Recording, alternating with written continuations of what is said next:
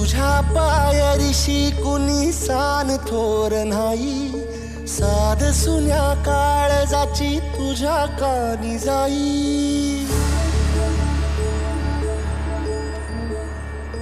हे तरी देवा सरना ह्यो भोग कशा पायी, हरवली वाट दिशा अंधारल्या धाई.